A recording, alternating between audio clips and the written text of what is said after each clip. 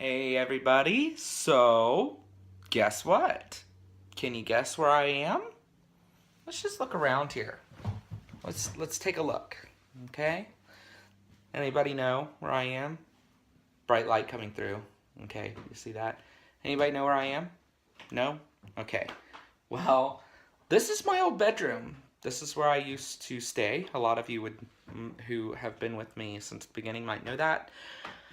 My bed used to be right here, and I would sit on the edge of it and record. And I think my very first speaking YouTube video was my Book of Shadows flip through, the very first one I did, and my art table was here, and that's where I recorded it. So yeah, sorry if you're a little shaky, or if I put my fingers in the camera or whatever. I'm practicing because the reason why I'm here is because if I haven't mentioned it yet, I'm actually going to Tennessee with my mom and my sister. We're going to be visiting my great aunt and some cousins from my maternal grandmother's side. So that'll be fun and interesting. I've actually never met these people. I'm sitting at my sister's makeup desk thing. There we go. How's that? Good? Hopefully you don't fall. But I've never met this part of the family. So it'll be pretty interesting to see what they're like and, really get to know who they are. Recently, they've added us on Facebook. Now, my mom has met them before, so it's not that kind of thing. But my mom has met them before. She just hasn't seen them in over 20 years, about 20 years or so. So yeah, it'll be pretty interesting. But I figured, how cool would it be? My mom and my sister's at work right now. I stayed the night last night. My sister and I were supposed to go see Fantastic Beasts and Where to Find Them.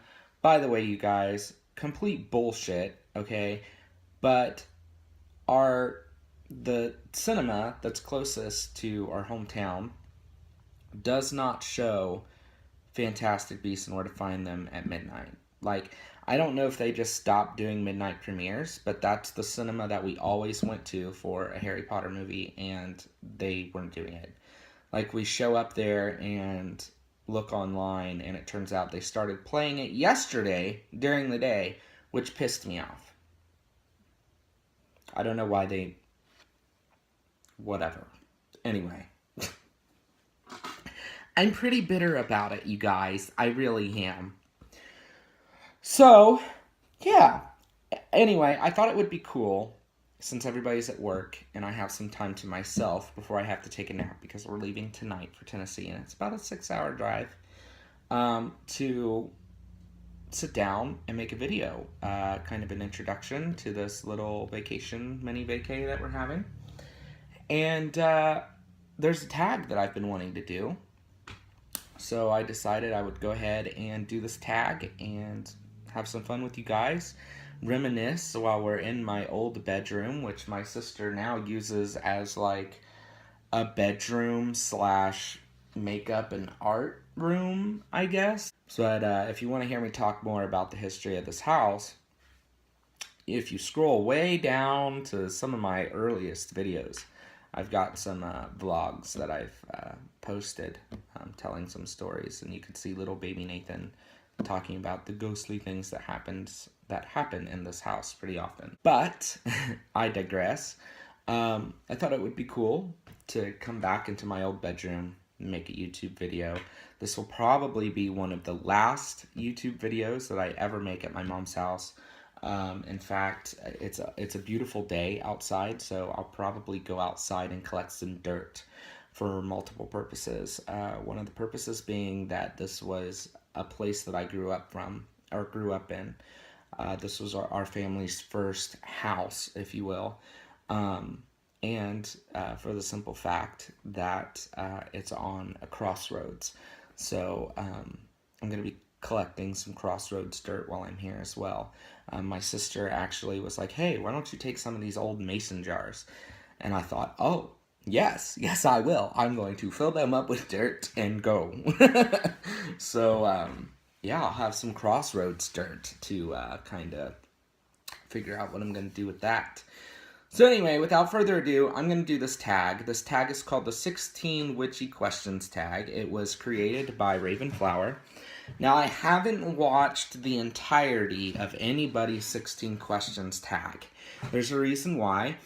Sometimes I like to do, my own take on the questions. Everybody kind of answers them differently. So I like to try and answer them as genuinely as possible. So this time, I'm going to do that. I decided to stop watching any of the videos. I haven't watched a complete video. I've watched a little bit of Ravens and a little bit of, who was it? Anyway, I've watched a handful of them. And this one is going to be mine, and then I'll complete the rest. So I'll also leave Raven's channel link in the down bar below, or her video link, because I don't have the Mac with me, so I can only do video links right now. I can't do channel links. So I'll leave the link in the down bar below, and so let's get started. Let me just pull up my questions on my iPad here. Sorry about the glare. Question 1, do you have a witchy name? Yes, I do. It's Blue Knight, which is now my channel name. How did you come by it? I actually figured it out sometime after I first started studying and practicing witchcraft. Originally, I spelled it with one T. And I have no shame, by the way, using my magical name or my witch name in public, because that's what I feel it's for. I feel it is for, I'm not by any means a very secretive witch. For God's sake, I post my book of shadows, my personal book of shadows, goes online on YouTube. So I'm not very secretive. I don't keep a lot of things secret. I do keep my book of mirrors or my magical journal secret, but that's a journal. That's a little different. A little bit different than what I think of a book of shadows to me is supposed to be.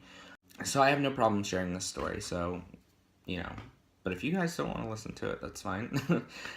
So I came by it, like I said, when I was first, picking up practicing, and I've always been really bad at meditations. Meditations were never something I grasped right away. And the same thing with a lot of divination. It was really hard for me to grasp. So rather than doing a meditation for my magical name or whatever, I just waited and let it come by naturally, like a lot of people do their deities or their spirit guides or what have you. And I knew it should have been something that I take interest in. So at first I was thinking, well, something with the moon. And I thought, well, no, because that's a little too feminine for what I, feel myself. Even though I am gay, I think that I take a lot of pride in my masculinity and my femininity.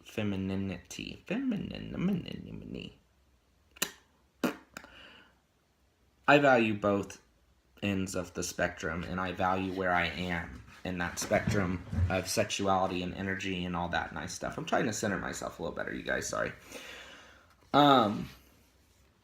So I actually also read that I was reading the Big Blue Book,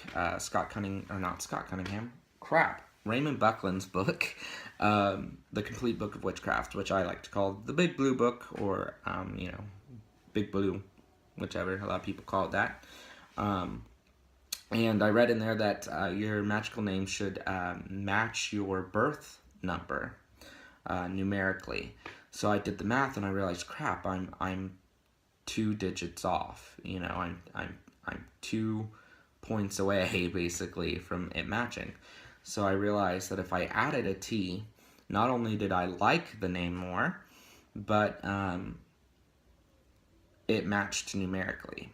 Now it is blue like the color, and it is night like nighttime, but with an extra T. I didn't want to go with night with a K because, like I'm throwing out sign language there, I didn't want to go with night with a K because I wasn't feeling, nightly. That's not what I was going for. That's not my energy. So there's that. Number 2, where are you located? What brought you to that area, or were you born there? So right now I currently live in Pickerington, Ohio. That's a small town kind of east of Columbus, Ohio. I live like 20 minutes from downtown. It's a cul-de-sac area, you know, not a lot of stuff going on there even still. It's like a city. You got all of the conveniences of the city with the small town living feel, kind of. You know, it's really nice. I was not born there. Obviously, I lived in Waverly, Ohio, in Pike County before I moved there. Now, interesting enough, I was not born in Pike County. I was born in a city south of Waverly, because Waverly doesn't have, the hospital doesn't have the resources to birth babies. So, yeah. I wasn't born here, but I was raised here. And I love it here. I really do. Though I'm glad I left. We'll put it that way. I'm glad I left, but I still love visiting. Number 3, do you wear a special amulet or jewelry for spell work? I don't wear a special jewelry, amulet, whatever. I don't wear anything like that for spell work. At least not now. I wear my pinnacle every day. Every hour of every day. I sometimes wear my grandfather's ring if I want to feel close to him, or if it's a tiger's eye ring. So if I want the properties of a tiger's eye on my person, I'll wear it. What is your favorite space or place? That's number 4. Anywhere outside. My mom's house is one of my favorite places to be, especially outside. But also my witchy room / office / studio. That messy fucking room in my house. It's the messiest room in the house, but I love it. Number 5, what is your favorite stone or crystal for magical workings? Amethyst, as of right now. I use amethyst for all of my big circle, ritual things, whatever. I recently purchased some merlinite, which I felt a strong connection to shortly after coming into, starting to work with the Morrigu. So I think she kind of guided me towards that, but I just got it. It was just delivered before I left home. So I'm excited, I'm really excited to start working with that stone. Number 6, how long have you been practicing, and how did you come to this path? Oh my gosh, you guys, I've got a whole video on this, but basically I've been practicing, this is my 13th year. Yeah, my 13th year. So I just lost my sister's bobby pin. This is my 13th year. I'm working on my 13th year. So 12 years and 3 months so far, give or take. And I only know that because I was awesome enough to date my Book of Shadows when I first started it. And I know that I started my notes in my Book of Shadows and stuff right away. Within the last year, I've found a matron. I found a patron. I'm connecting with other witches more than ever. I'm learning and growing. Like, I can feel myself growing and learning so much. I feel more balanced now than I have been in a long time. Or that in a long time than I've ever been in my life. I feel more balanced. I feel closer to my higher self and more connected. I just feel good about it. And I can feel that this year, my 13th year, is something really special. Now, if you really want to know how I came to this path, you'll really have to watch my videos, honestly. Like, that's the best way to get a feel of how I got started. Now, I didn't start recording on YouTube when I started practicing. It didn't really work that way. I think it was 11 years. I think I've been on YouTube probably 2 to 3 years. 2 to 3 years? Has it been that long?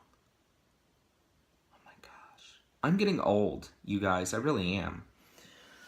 But yeah, so probably about 2 or 3 years I've been on YouTube and have been recording videos. Started off in this room, you guys. It's pretty cool. Yeah, 2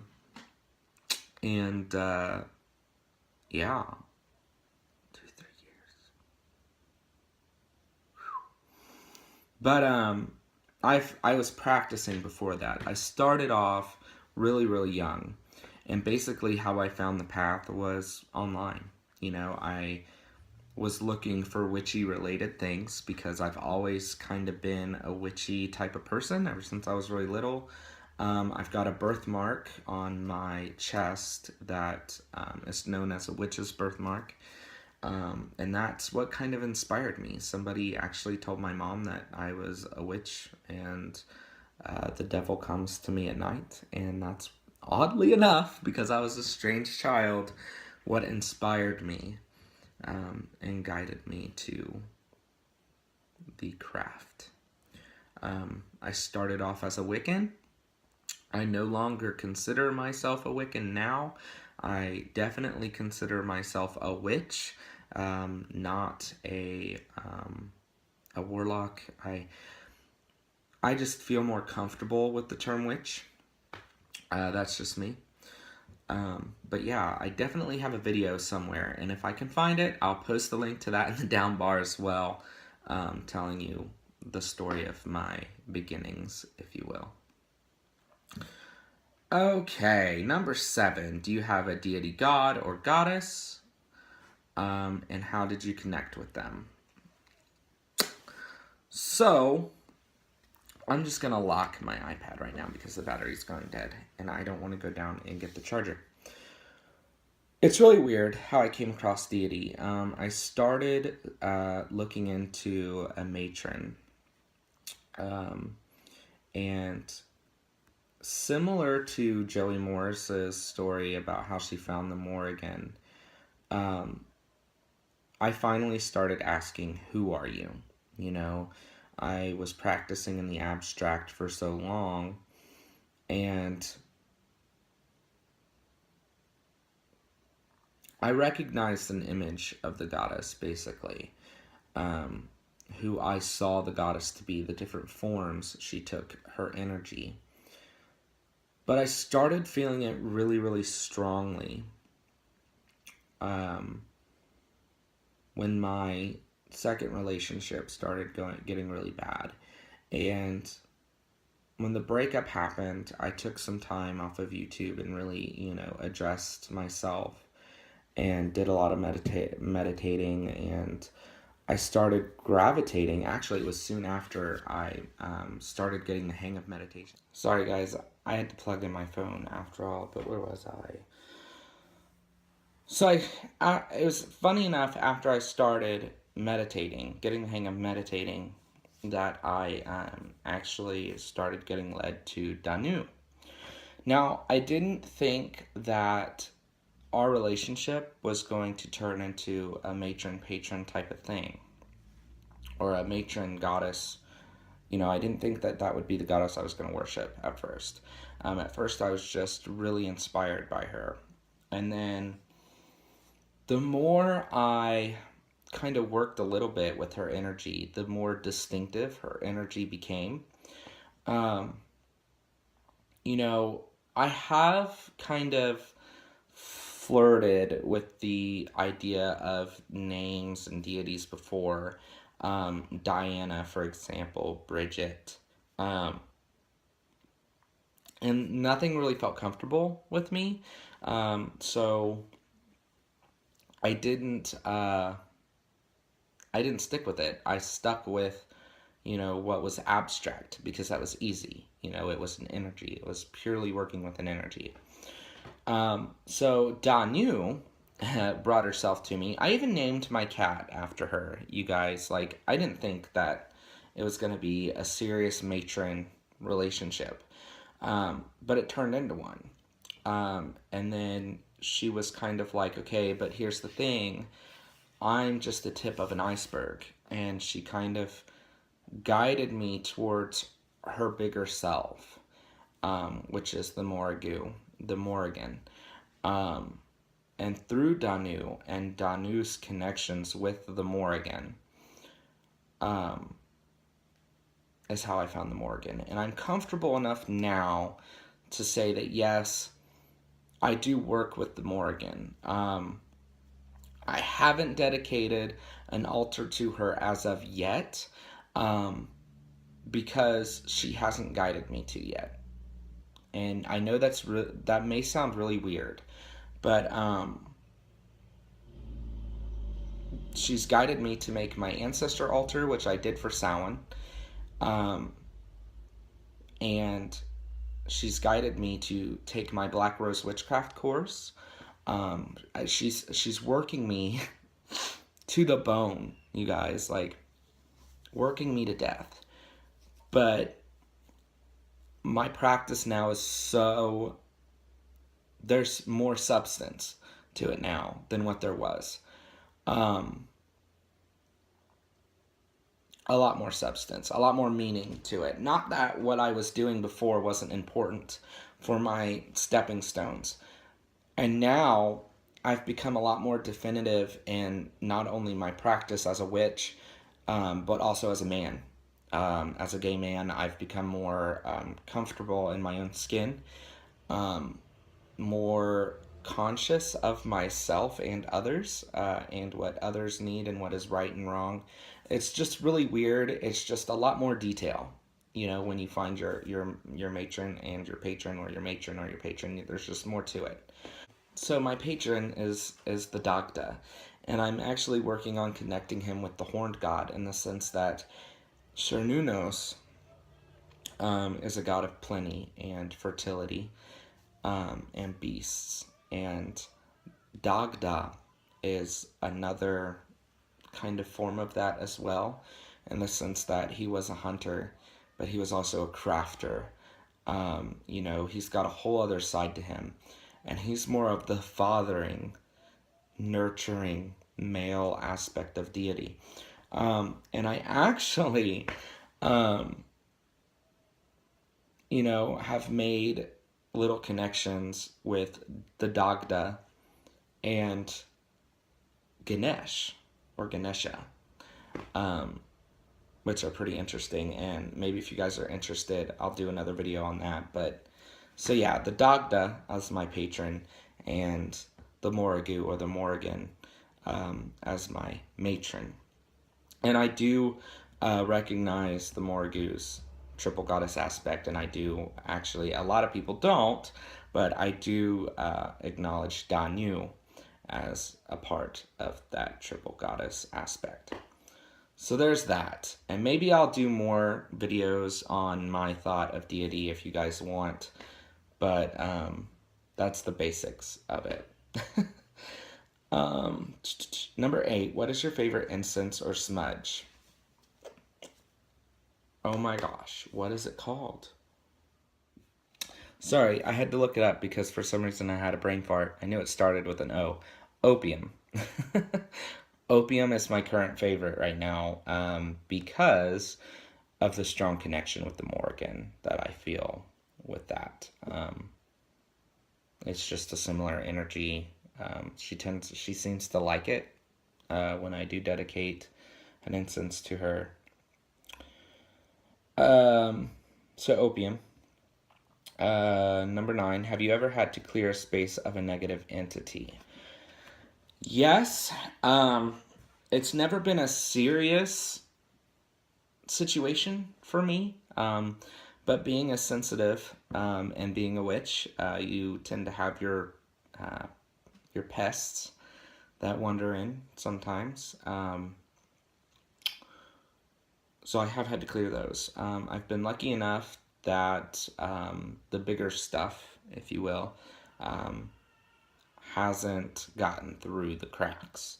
But I'm learning more and more and more and more as I develop a sense of the spiritual world around me. I'm developing a better bubble technique, if you will. But I've always been pretty good at shielding, so I've never had to really get rid of anything huge and nasty. But I have rid myself of negative entities, including living people, not just dead things or spiritual things, living people. I have rid myself of living people before. Had to make some cuts, you know, but you gotta do what you gotta do. Number 10, what is your favorite witchy show or movie? Oh my gosh, Charmed is my favorite show. Charmed is my favorite, all hands down, favorite show.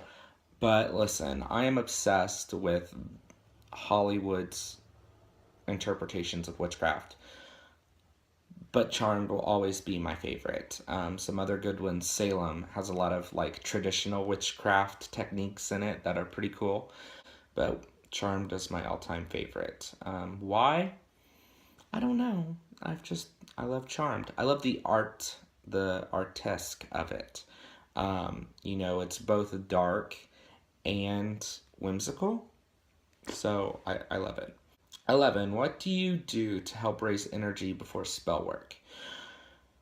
To raise energy. It's a simple one. Rubbing your hands together to raise some energy, to spark that energy inside yourself. Sometimes I listen to music or I dance. More commonly, I use more often, I'll use hoop dancing. A lot of you know I hoop dance. I'll use hoop dancing as a cleansing agent to help kind of get energy stirred up. And then I'll cleanse a space. Or I'll get, you know, if I haven't done a spell involving hoop dance, but I've thought about it, so that may come one day, who knows. But yeah, rubbing your hands to charge something or to just kind of spark the magic inside of your hands and really focus it is a good way to just kind of, you know, get the energy started. But music also helps. Getting yourself in the mood really will raise energy in and of itself. 12, do you see yourself helping others magically? Yeah, and I have sometimes. I tend not to cast for people all the time. I actually try and steer away from it. Unless they absolutely ask for it, and even then it just depends. I'm typically more of the person that when somebody asks me, will you do this spell for me? I'll be like, no, but here's how you do it, you know? Because I don't think spells work as well when someone else casts them for somebody. But I do stuff for my mom a lot because she doesn't understand it. I try and talk her through things, you know, so she does understand them. 13, what is your preferred form of divination? The pendulum, my own gut intuition, dreams sometimes, but mostly the pendulum. It's probably the most reliable that I have. 14, what element do you work with the most? I don't work with just one given element, but if you want to know what element I feel the most connection to, water. 15, if you threw a party, which of the YouTube witches would you invite? I can't. Okay, I can't. I didn't know this question was coming up. I wonder who invited me. I'm not picking just one because even though that would be fun, fuck it. Let's invite everybody. Let's invite RavenFlower. Let's invite Joey Morris, Trina, Sunshine Morning Ray, Tequila. Okay, Lady Grave Dancer would be badass at a party. Ember Honey Raven, I think, would top us all. I mean, let's just be honest here. I think Ember would be the life of the party. So definitely Ember Honey Raven. Girl, if you still watch my videos, Hey! I'm inviting you to my party. The Witchy Bear definitely would be fun at a party. Oh, Leather and Jade, um, who used to go by They Said Rock and Roll, uh, Damiana. She would be awesome. Um, and a whole bunch of other ones that I know I'm just forgetting because I'm too busy worrying about my iPad dying and how I'm going to get these questions now. So, the last and final question that's on the tag is what are your witchy goals for the next new year? My witchy goals are to become more embedded in my practice than I ever have been before. Sorry if you're shaky. And what I mean by that is basically that I want to form a connection that I've never had. I want to go even deeper into myself and into my practice. I'd like to form an everyday practice, a daily practice, if you will. Sorry, my hand's on the thing. For myself, that is unique to my practice. So yeah, I'd really like to really get into it, if you know what I mean. Just keep going. I'd like to focus more on crafting for my craft as well, as intangible objects and all that. And I hope I'm not making you dizzy. Woo! But yeah, so that's the 16 question witchy tag. I have no idea who has and hasn't done it yet. I know Witchy Bear did it. Raven created it. I would tag Trina, but I know that I don't think she really watches my videos as much. Trina, if you do, give me a shout out. Let me know. But I don't know if she does or not. But yeah, if you're watching this, I tag you because I have no idea who's done it and who hasn't. It's been so long since Raven created it. It's been like 2 months, I think, so 2 or 3 months. So I'm really late at getting at this, but I hope you guys all enjoyed this. I'm gonna get outside so I can take a nap eventually. I'm gonna get some of this Crossroads dirt to take home with me for when we get back and while it's still warm and toasty outside. So I hope you guys all have an awesome weekend. Blessed be.